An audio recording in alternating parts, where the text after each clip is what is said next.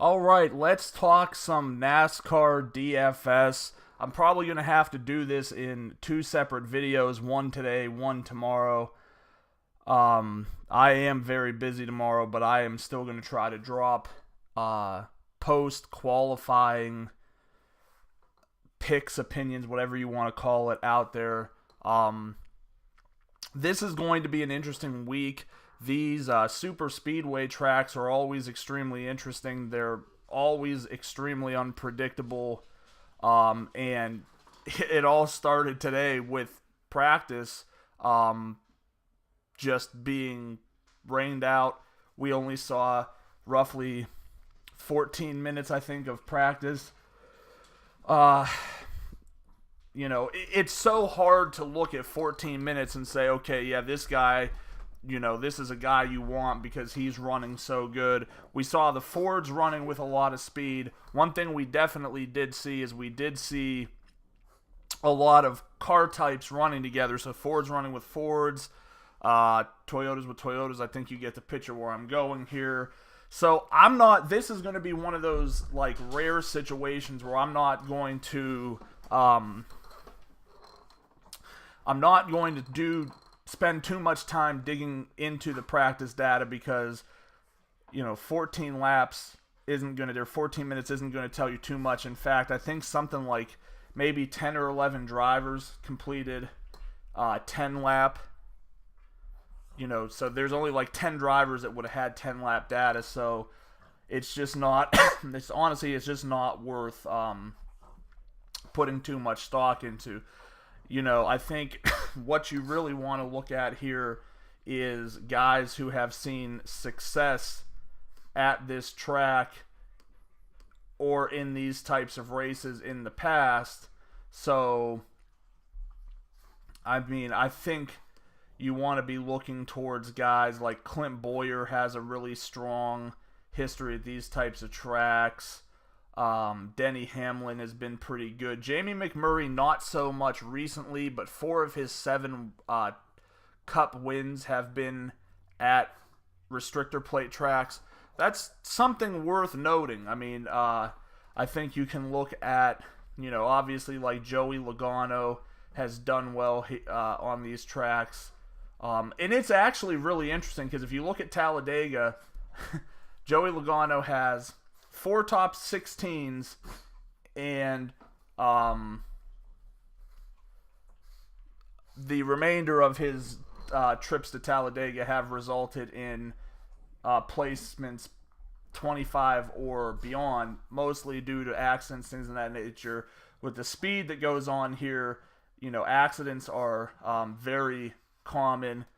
So, I did a lot of listening to what a lot of experts, not DFS experts, but just, what a lot of the experts in the racing industry were talking about, because they filled the program that was supposed to be practice with, talk about the race, things of that nature. Seems to be a consensus that guys like Austin Dillon and Ryan Blaney could be in good positions this week.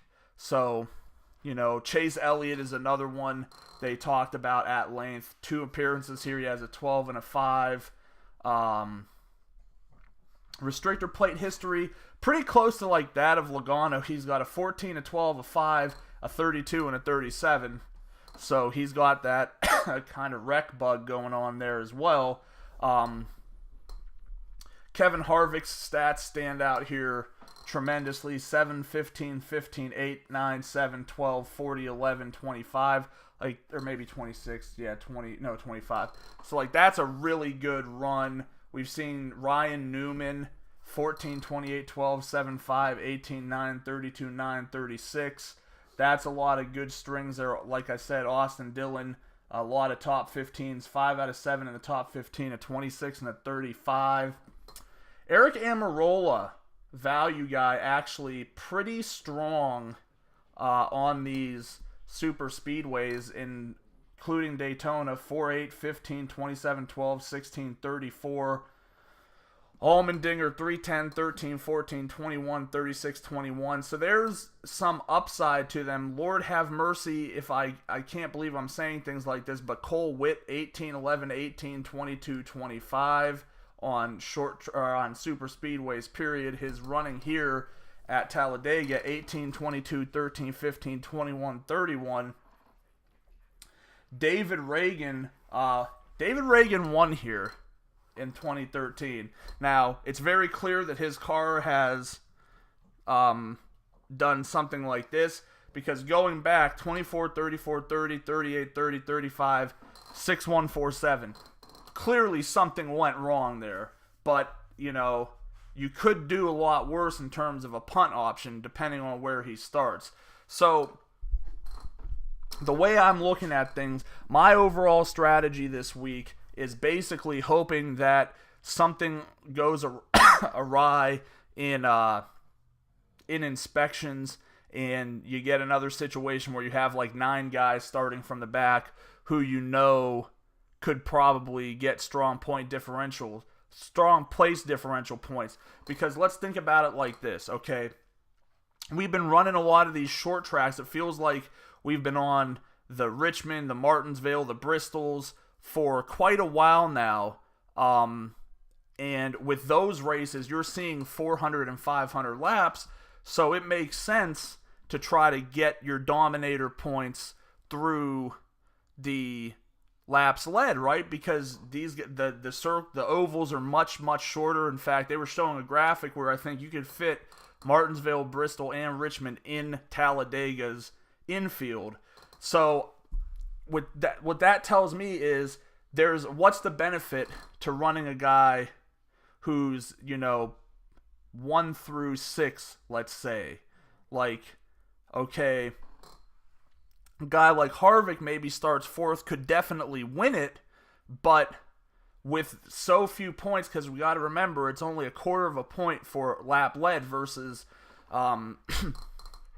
the half a point for fastest lap and the full point for point differential. Fastest lap can be very difficult to predict. Yes, if you get someone who goes out in front, like Kenseth last week was racking up a lot of fastest laps, because when you're out there and no one else is ahead of you, you can run the course faster until you run into that traffic in the back. On a course like this, you could run into a situation where if someone is able to dominate this from top to bottom, I guess the argument could be made that since the track is so much further and so much longer, that they could dominate the fastest lap points. To me, that's just something that's far too unpredictable to put a lot of stock in. I'm going to be looking for my guys who did poor in qualifying. So for me, if I'm seeing, obviously I don't need to tell you like the big names, because obviously if Joey Logano is starting at 38th and he's not getting minus 33 points, yeah, he's going to be a guy you want to put in, because very high probability that he's not finishing 38th. But when I'm looking at some of these lower price guys, Clint Bowyer, Kurt Busch, Austin Dillon, Jamie McMurray, maybe Casey Kane, Ryan Newman. Really, there's very few guys who I'm not really looking at here. Danica Patrick, I hate to say it, but I just never use Danica Patrick. She just doesn't possess enough upside for me. She always seems to kind of fall off. I'll be looking at guys, like I said, Cole Witt, if he's starting at like 35, I feel comfortable in saying I think he could be at least a 13 point in point differential. And if that's the case, finishing 23rd, you're looking at probably maybe like a 40 point outing out of him. If he happens to get up into that 15th to 18th spot where he's been, if he finishes 15th, which he's done twice in his last 4 races, you're looking at almost, a 20 points just in place differential. Now you're looking at a 45 or 50 point return. That's great for a guy like that. So I'm kind of the mindset where I'm looking for guys who do poorly in qualifying but have good track history. I mean, it's weird to say that, but that's really what it comes down to. So I think this could be a week where you do see some of that you do see a lot of overlap. If you recall, a couple weeks ago, I believe it was like Jimmy, Dale Earnhardt, Chase Elliott, Kyle Larson. I think all of those guys, and Trevor Bayne and Casey Kane, I think as well, all of those guys failed an inspection and they couldn't qualify, so they all started from the back. Like, the ownership on those guys was so heavy.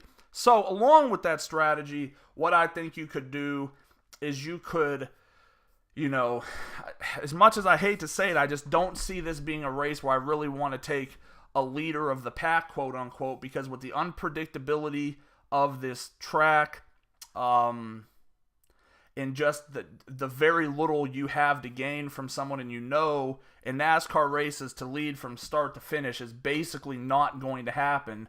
With only 188 laps, you're looking at 45 possible extra points if they lead the whole race. That's not happening. So I'm kind of looking past. I'm looking at things in tiers. So like 1 through 6, probably not so high on. Probably not going to have any exposure to any of those guys whatsoever, except like if it's a course horse like Logano or Harvick or something like that. I might put like one of them in. Looking like 7 through 15, still not in love with that range totally. Yes, you do have a little more opportunity to move forward, but it feels kind of like a no man's land.